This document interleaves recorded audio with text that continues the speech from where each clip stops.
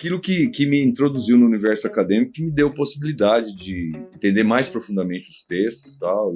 Então, eu acho que se eu tiver alguma qualidade como professor de literatura, enfim, passa por isso. Sozinho a gente não é nada, né? Sozinho você não... Tudo bem, existe o autodidata, dá para ser, né? Você ficar trancado num quarto e devorando livros. Mas quando você encontra pessoas, né, que te ajudam a entrar, porque tem livros que são muito difíceis, né? Eu vivo falando isso com meus alunos. Eles devem perguntar, mas caramba, eu leio direto e eu não preciso que ninguém me ensine a ler esse livro. Eu começo e acabo de ler, não tenho dificuldade nenhuma de ler isso. Mas que porcaria de autor é esse que tem que ter uma aula, quase como se fosse um ritual de iniciação, tal? Claro que você pode ler Guimarães Rosa e fruir aquilo, pode ler Drummond, pode ler... A gente pode ler qualquer coisa e fruir, né? Mas para chegar nas camadas mais profundas de leitura, né, ou ir aprofundando camadas, você precisa do escafandro, né, para mergulhar, para ir fundo no oceano, né? E desde usar o escafandro, precisa ter né? Quando você vai mergulhar a primeira vez, vou mergulhar, o cara vai te orientar, como é que usa isso aqui, o que você faz, se acontecer tal coisa. Então eu me penso assim, né? Sou um mero articulador ou o cara que vai tentar traduzir numa linguagem um pouco mais próxima para o jovem aquilo que esses autores mais complicados, os professores de universidade, tal, com os quais eu tive o prazer de conviver, ou conhecer, ou ter aula e tal, me ensinaram. Então eu não consigo pensar o Samuel sem isso, entendeu? Eu não teria a visão que eu tenho de tudo. Aliás, eu não teria a visão que eu tenho da vida sem a literatura. Eu não teria a profundidade que eu tenho de ver literatura sem essa ajuda, né, de professores, sejam presencialmente numa sala de aula, sejam através de um livro, porque o escritor também é um professor, né? Está compartilhando. Eu fui fazer faculdade tarde. Tá? Eu acho que eu estava com 24 anos de idade. Teve uma série de acontecimentos na minha vida, de falência do meu pai. Então, assim, eu fui um menino com um pai empresário que tinha grana, tá? Estudei em escola particular, desde a 5ª série. Tenho amigos até hoje, já estou numa altura de dizer que eu tenho amizade de 45 anos, né? Então estou com 55, eu tenho amigos que eu conheci com 10 anos de idade na 5ª série. Então eu tive essa vida de escola particular, depois no primeiro ano do ensino médio, também no segundo ano do ensino médio eu morava em Ilha Solteira, a 600 quilômetros aqui mais ou menos. Aí eu fui para Ribeirão Preto para fazer segundo ano do ensino médio. O desafio era sair de Ilha Solteira para estudar fora. E fora era fazer ensino médio. Então a galera ia para São José do Rio Preto, ficava a 180 quilômetros, tinha gente que ia para Campinas, né? E eu fui para Ribeirão Preto, então no segundo ano do ensino médio. Então fiz o segundo ano do ensino médio em Ribeirão, fiz terceiro e fiz meio ano de cursinho. Eu lembro que eu prestei jornalismo na UERP em Ribeirão, passei, e quando eu passei, isso foi década de 1986, meu pai faliu. A vida ficou mais complicada, eu recolhi os ossinhos. Ele até falou, não, faça. Eu falei, não, pai, não é o momento. Eu estava com 18 anos de idade, eu acho. Tive bastante maturidade para dizer, olha, não é o momento. Acho que o momento agora é segurar essa onda e depois, se for o caso, eu vou atrás. E aí voltei para casa com 18 anos de idade. Aí fui atrás do meu primeiro emprego. Meu pai, aí a coisa foi ficando cada vez pior. Não deu conta de se restabelecer. Aí ele foi atrás de emprego, já um senhor de 60 e poucos anos de idade. Uma dificuldade, não tinha nem currículo. Era empresário não era currículo. E eu fui buscar meu primeiro emprego. Fui ser arquivista numa almoxarifada de uma obra de construção da ponte rodoferroviária sobre o Rio Paraná. E aí eu trabalhei 10 anos nessa ponte, 5 anos, perdão, a obra durou 10 anos. Então foi o meu primeiro emprego, depois fui subindo alguns carguinhos ali dentro do almoxarifado mesmo, e aí a obra foi acabando, eu estava namorando, eu queria casar, fui trabalhar no frigorífico da cidade. O frigorífico da cidade, que era uma grande empresa da cidade, diziam que se você entrasse lá, você subiria de cargo e tal, mas quando eu entrei, isso já não acontecia tanto. Acho que os caras que iniciaram o frigorífico subiram junto. Aí eu percebi isso rápido, vi que não ia dar, salarinho lá não dava conta. Aí eu tirei o diploma da gaveta. Não queria ser professor, a imagem que eu tinha de professor era que era um cara acomodado. Aí eu fui fazer letras com 24 anos de idade. A faculdade só formava professor de licenciatura, tinha matemática, ciência, história e letras. Por que eu fui fazer? Eu fui fazer porque eu queria estudar. Eu sempre gostei de estudar, eu queria estudar. Então eu estava trabalhava o dia inteiro e à noite ia para a faculdade. Quando eu li esse livrinho aqui, eu provavelmente já estava fazendo faculdade, não sei em que ano. Não sei porque li, porque não sei nunca muito por que eu pego esses livros malucos, quer dizer, eu tinha o quê? Sei lá, cara, 20 e poucos anos de idade, aí pego esse livro, Eros e Civilização, do Herbert Marcuse, uma interpretação filosófica do pensamento de Freud. Foi o primeiro contato meu com Freud. Eu fiquei louco, cara. Eu fiquei louco com o pensamento, com a articulação do pensamento, com a lógica disso, que fez muito sentido e tal. Mas não é Freud puro, é uma leitura filosófica. Para mim, é o recurso crítico mais potente que nós temos. E o meu primeiro contato foi com isso. Claro que eu li e entendi muita coisa, né? Eu ia entendendo algumas coisas não faziam sentido, mas esse tipo de leitura que chega ao final, você pede para você explicar, você não dá conta. Mas fiquei abismado com isso. Beleza, leitura. Você imagina, lia isso lá na ponte, numa época que a obra estava bem devagar, então a gente só quase cumpria horário e eu ficava lendo o dia inteiro. Li depois Admirável Mundo Novo, do Huxley. E aí acontece, eu li esse livro aqui, aí eu já estava em Jundiaí. Eu vim em 2000, eu estava dando aula no Estado, dei aula em Francisco Morato, durante 5 anos, mas quando eu cheguei em Jundiaí, a primeira coisa que eu fiz, eu morei 1 mês, né, no apartamento de uma amiga que tinha se formado comigo, a Miriam. Eu nunca tinha entrado em Jundiaí, entrei para morar e estudar, para dar aula, perdão, então eu não conhecia nada de Jundiaí. Eu me lembro como se fosse hoje. Na hora que eu cheguei na casa dela, eu coloquei minha mala, né, minha bolsa com as roupas no chão. Ela falou, você vai dormir aqui, tá um colchãozinho aí e tal. Eu coloquei a mala no chão e perguntei pra ela, para que lado fica a USP Unicamp? Porque quando os meus alunos perguntam, você queria fazer o quê? Se eu pudesse, na ocasião, eu gostaria de ter feito USP ou Unicamp. Mas por que você não fez? Porque as circunstâncias da vida não permitiram. Eu tava lá ajudando meu pai, inclusive fui arrimo de família numa época. Meus centavos do meu primeiro salário, dos meus primeiros salários, eu coloquei em cima da mesa para pagar as contas de casa. Eu cheguei em Jundiaí e fiz essa pergunta. Aí, cagão, né, do interior, tinha medo de São Paulo, né? Então, eu só me lembro de alguém falar assim, quase você tá no epicentro aqui, né? 50 km para lá é Unicamp, 50 para lá USP.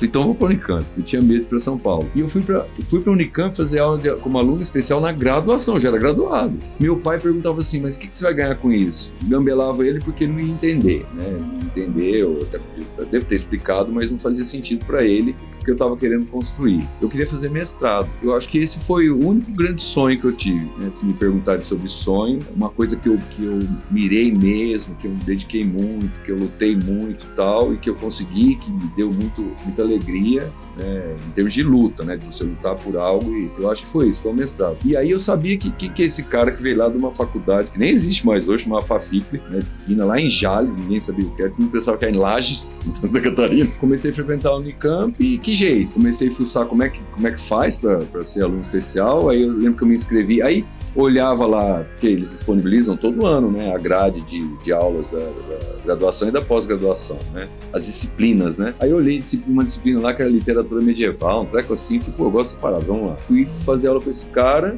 fazer curso com esse cara e tal. Eu gostava de Platão, na época eu gostava muito de filosofia, ainda gosto muito de filosofia. E aí eu li aí como autodidata em casa Platão, um monte de coisa e tal, e fiz um trabalho envolvendo o cristianismo e o platonismo. E o professor, na hora de devolver os trabalhos dos alunos, né, que fazia parte, estava inscrito como aluno especial, então fazia a prova, tinha nota e tal, enfim. Aí ele me chamou e falou assim, eu queria te pedir um favor. Eu falei, o que é? Ele falou, eu posso ficar com uma cópia do seu trabalho para me orientar em algumas aulas aí? Porque ele ficou muito bem feito e tal, cara.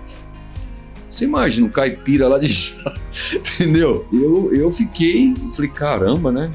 Deve estar brincando comigo. Mas o que eu precisava? Eu precisava mostrar a cara na Unicamp. Aí fiz esse curso com ele, depois fui fazer um curso com o maior especialista em Platão do país, faleceu já, chamava Hector Benoit, que aí era do IFISH, da Faculdade de Filosofia. Fiz lá um curso com ele e tal. E aí aí foi nesse período que eu li Admirável Mundo Novo e eu falei, caramba, esse livro dialoga com esse. Tinha um aspecto, o Marcuse usa uma expressão mais repressão. E eu via no Admirável Mundo Novo essa repressão velada, né, feita, né, desde do embrião, né? Então eu vi essa relação, fiquei instigado por isso e aí escrevi um projeto de pesquisa e me inscrevi no processo seletivo do mestrado, acho que foi no ano de 2003. E aí eram 4 etapas, né? A primeira etapa era uma prova escrita, não tinha conteúdo assim, cara, os caras falaram assim, estude isso. Eu me lembro de ter, tá? Fui lá, tal, fiz essa prova. Cara, era assim, você vai e faz a prova. Depois de um mês,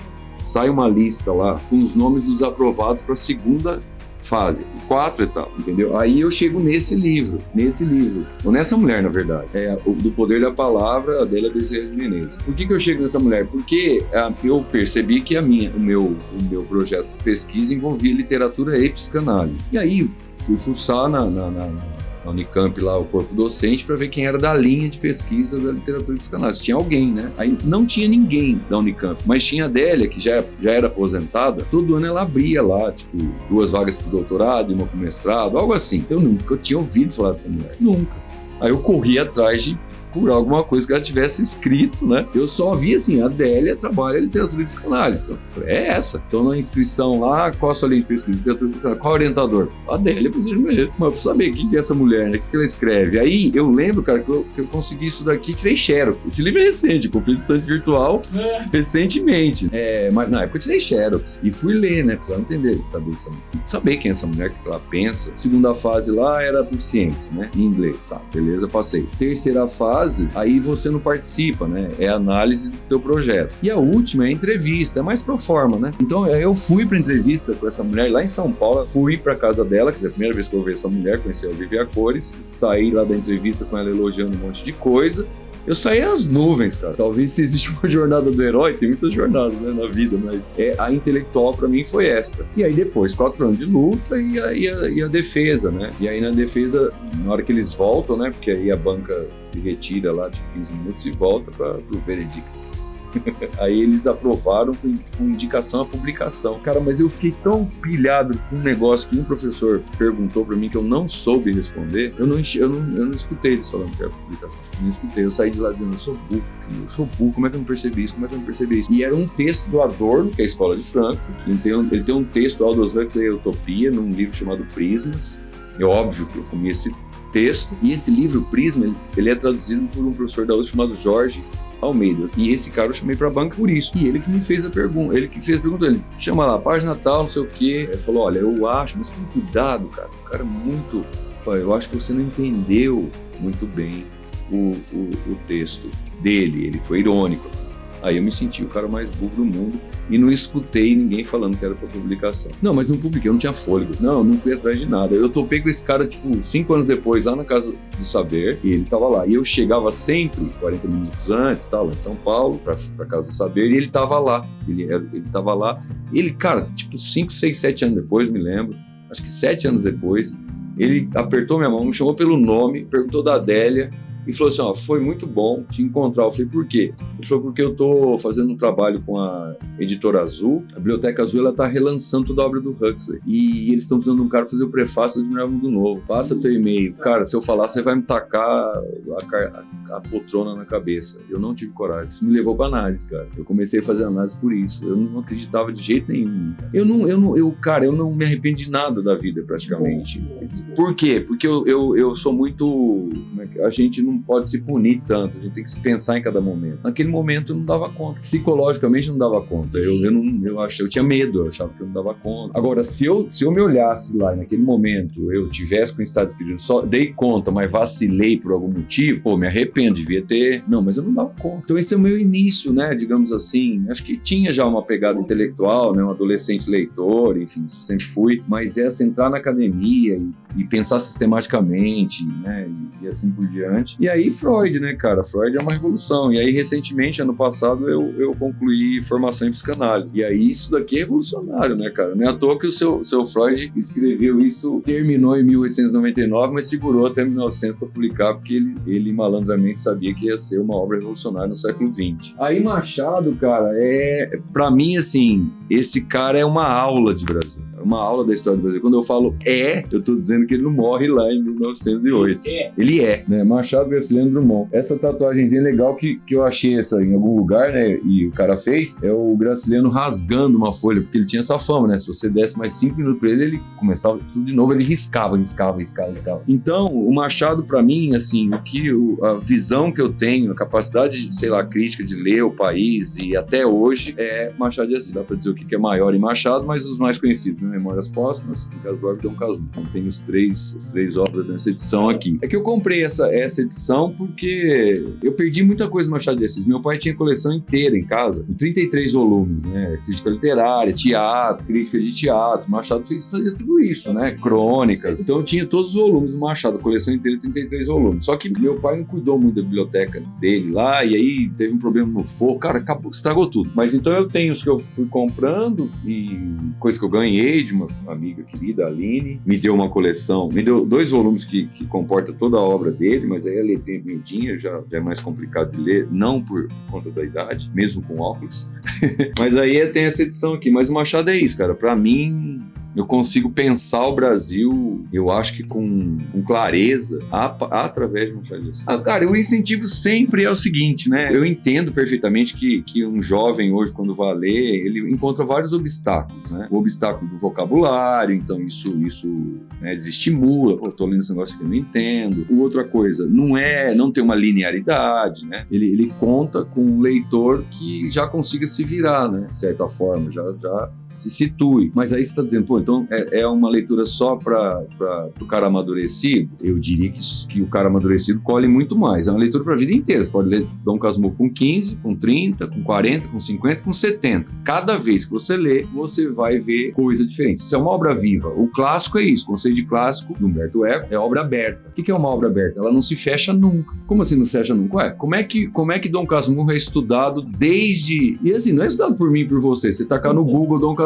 você vai encontrar um coquilhão de teses no mundo inteiro. É genial, né? Então, ele pode ser lido, né? Então eu aconselharia Dom Casmurro, né? Porque aí você vai ficar lá, deslumbrado lá com aquele momento, né, da adolescência e do amor entre Capitu e Bentinho, que é lindo, cara. Então eu acho que é uma grande porta de entrada, qualquer jovem começar com Dom Casmurro, mas começar sem se exigir muito, né? Uma coisa que eu falo pro meu aluno é, não tenha medo de não estar entendendo. Alguma coisa você tá entendendo. Cara, se eu lido só com aquilo que eu entendo de cara, eu não vou crescer. Que desafio isso me coloca, né? Ele não me deixou com a pulga atrás da orelha, né? Eu falo isso pra tudo, pro filme, pra música, pra peça de teatro. Aquele filme que eu acabei de assistir, eu entendi tudo, ele não mobiliza nenhuma discussão. Agora a gente sai da peça de teatro, vamos lá pro bar da esquina e fala, caramba, o que o cara quis dizer com aquela cena? Eu não entendi essa parada. Cara, tá vivo o pensamento, velho. Tá vivo o pensamento, é isso que interessa. A vida não tá fechada. É a beleza, como diria Dostoiévski, que salvará o mundo. É a beleza que salvará o mundo.